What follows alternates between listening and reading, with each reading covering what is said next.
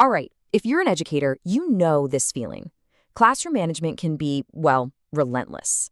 But what if the biggest struggle isn't really about the students, but about the old, outdated playbook we've all been handed? Today, we're going to explore the myths that make managing a classroom so much harder than it needs to be. Wow, that really hits home, doesn't it? It's that feeling of just running on a hamster wheel. You're trying all the right strategies, you're doing what you're told, but the exhaustion just keeps piling up. This quote is so powerful because it reminds us that maybe, just maybe, the problem isn't our actions, but the assumptions we're working from.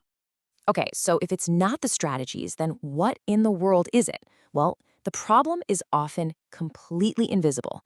It's kind of like we're all playing a game with this unwritten, totally outdated set of rules that are secretly working against us the entire time. So, here's our game plan. First, we'll dig into why this all feels so heavy. Then, we're going to tackle the big myths head on, the ones about power, connection, and strategy. And we'll wrap it all up by imagining what a more effective and, frankly, more human classroom could actually look like. So let's get right to the core of it. Why does managing a classroom so often feel like you're pushing a giant boulder uphill every single day? And here is the key. We've all inherited this old picture of what a good classroom is supposed to look and sound like. And these beliefs, these unwritten rules, they add this layer of invisible stress that turns tiny little bumps in the road into these huge, draining battles, and we don't even realize why. Okay, that brings us to our first set of myths, and these all center around two really powerful and often really misleading ideas: power and control. This is the big one. The myth that a good classroom is a silent, perfectly compliant classroom. But we all know that real learning is messy. It's collaborative, it can be noisy. The second we start chasing that impossible goal of total control, we're actually working against student engagement.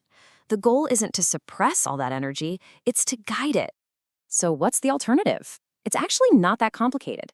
Instead of trying to control everyone and everything, we can just focus on creating clarity. Things like predictable routines, crystal clear instructions, and strong relationships. That's what really reduces the chaos, not trying to maintain rigid control. And then there's this myth of rigid consistency. You know the one. Same behavior, same consequence, every single time, no exceptions. But this totally ignores the fact that we're dealing with human beings, not robots. A student who's tired is different from a student who's confused. A one-size-fits-all response usually ends up fitting no one at all. The solution is something you could call responsive consistency. Think of it this way. Your core values, like fairness, respect, and safety, those are the roots of the tree. They don't change. But your responses can be flexible, like branches, adapting to the student and the situation in front of you. That's how you build real trust.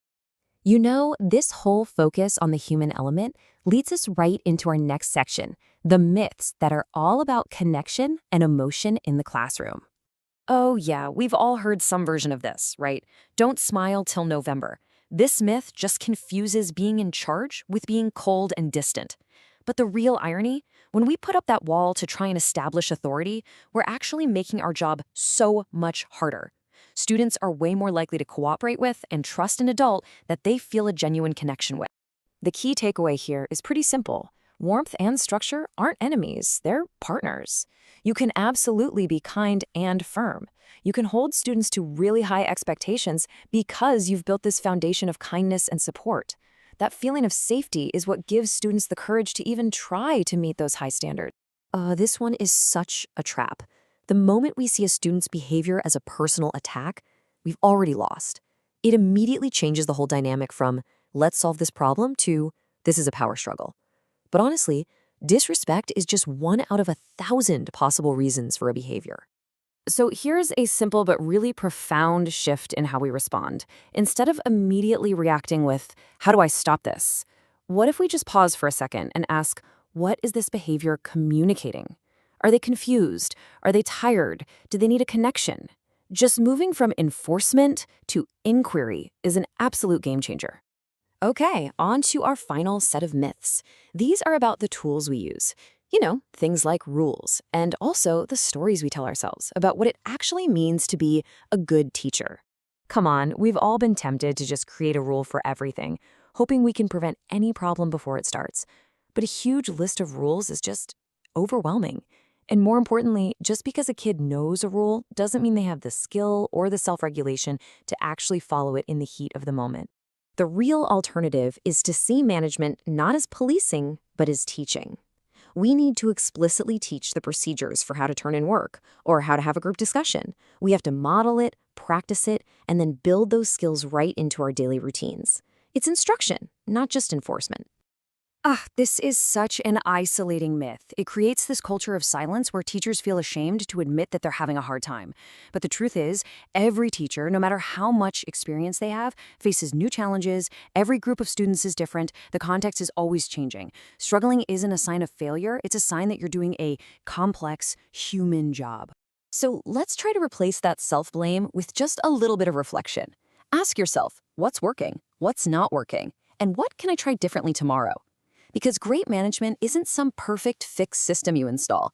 It's a dynamic, ongoing process of adapting to the real human beings right there in front of you. And all of this brings us right to our conclusion. Why does letting go of all these myths really truly matter? Because it's not just about our students. It's about our own well-being and our ability to actually stay in this profession. When you stack all of these myths together, what you get is a crystal clear recipe for burnout. The pressure to be this emotionless, inflexible, all-knowing controller who never struggles, it's just an impossible standard. And it's exactly why so many dedicated teachers feel completely drained. But when we start to bust these myths, a whole new path opens up. And it's a path where we can be both warm and structured, where we see behavior as communication, and where we embrace teaching procedures as a core part of our jobs. This is the path to a calmer, more sustainable, more human classroom. So I'll just leave you with this question to think about. If we let go of all these old, heavy myths, what new possibilities open up for us and for our students? What could happen if we finally chose connection over control?